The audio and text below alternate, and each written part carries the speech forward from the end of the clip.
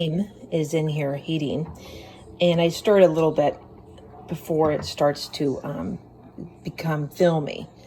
And as soon as the bubbles start really like percolating, I will prepare the corn to dump into it. Cream is just starting to get a little movement, so I'm going to dump in this corn. Now, this corn's only been out for about half an hour, but it's still very cold, so it's really going to bring down the temperature of this cream. One of the things I recommend is actually, if you have time, to let this frozen corn, sit out for like at least an hour. You can even do it more, as long as once it's thawed, you use it, and it just makes this whole dish cook a lot faster. But so what I'm going to do is I'm going to like slowly cook this. This is a double batch.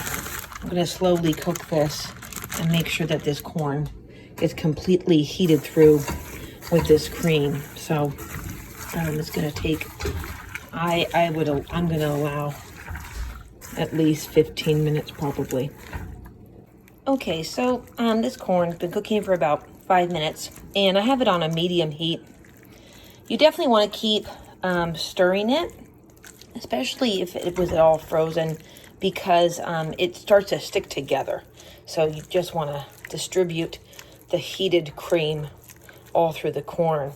And I am going to add the next ingredients once I just see some movement in the cream. Okay, so you can just see the bubbling starting. I'm also making a double batch, so I should note that. So it takes a little longer. This is the point where I'm going to add the salt, and I'm going to add the sugar, and I just do the littlest, like, pinch more of sugar than it asks for, because I think it even makes it sweeter. Anyway, so I'm going to stir that in really good. And then I'm just going to turn down the heat, because at this point, I'm going to make what I call the butter paste. And that is the equal parts all-purpose flour and the equal parts butter, which is over here. So now I'm going to put that in the microwave, and you want to be careful not to do that too high, because you just want it melted. If it gets too hot, you want that butter to sit out and get more room temperature. So I'm gonna do that right now, and then I'll show the consistency after. Okay, so like I said, I'm doubling the recipe, and I did the 6 tablespoons of butter at about 40 seconds, and it looks, this is perfect. You just don't want it to get to the point where it's too clear, like it's see-through.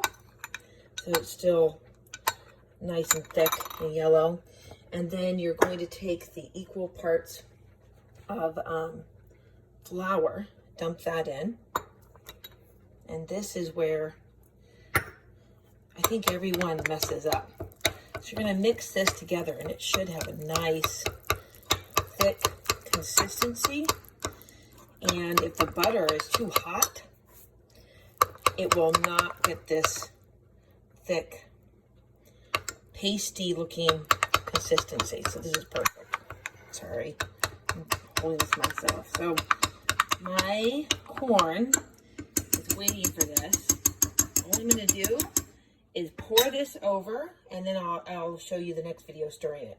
Okay, so actually move this to a lower heated burner. And once you pour that in, definitely use a spatula and scrape all that goodness out of the whatever vessel you're using to melt your butter. And then just start stirring this.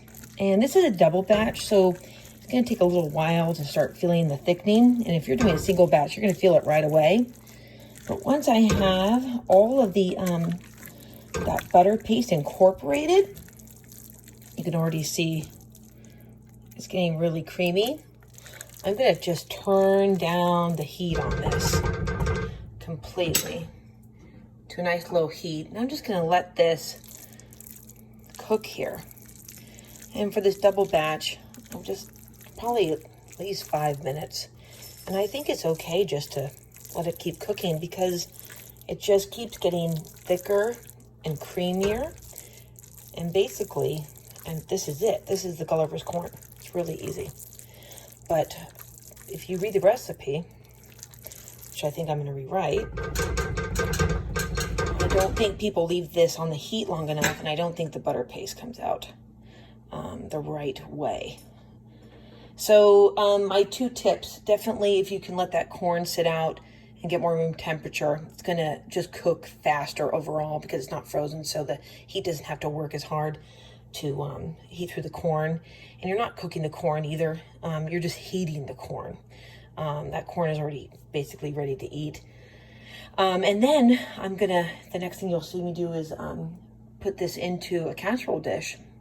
And I'll just let it cool and just let it set out and cover it because I'm going to serve it in 2 days. And this recipe can be made in advance 3 to 4 days, which is super rad. All right, I'll be back with a finished product in a moment. Okay, so see how nice and thick that is? This is definitely done. So I just left this on the burner since the last segment for just about 5 minutes. And now I'm going to fold it into a casserole dish, and I will take a photo of that momentarily.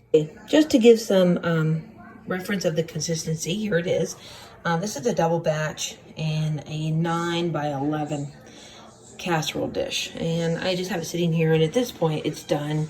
And I'm gonna next put on Parmesan cheese all over it generously. And then I'm going to put all this, the butter. And this butter, basically for double batch, you just use 1 full cube of unsalted butter. And it will allow for the 6 tablespoons, again a double batch, of the melting the butter. It will also allow for when you line the casserole dish in advance with butter and Parmesan cheese, and then the remaining, probably about 1.5 tablespoons, I cut up into little cubes, and those dollops of butter will go on the top of the Parmesan cheese, and I will take a still photo of that at the end here. Okay, so I put a generous amount of Parmesan cheese all over the top, and that is grated Parmesan cheese. And then those dollops of butter, you can already see that they're melting. I also use imported unsalted butter. Sometimes I like to use the Kerry Irish butter, sometimes the German butter. And this one was Strauss, I believe. I took a picture of it. And I also use organic cream. The organic cream is far creamier. So this is done. Basically, you can put this in the oven right now and eat it. However, I think even making it a day in advance, it tastes better when you heat it in the oven. I will wrap this in saran wrap and then top it with tin foil and stick it in the fridge. And 2 days from now, I will take it to my mother's and put it on the counter. It's great to get it close to room temperature before you bake it, because it will heat up faster for 30 minutes at 350 degrees. There it is, Gulliver's corn and my prescriptions.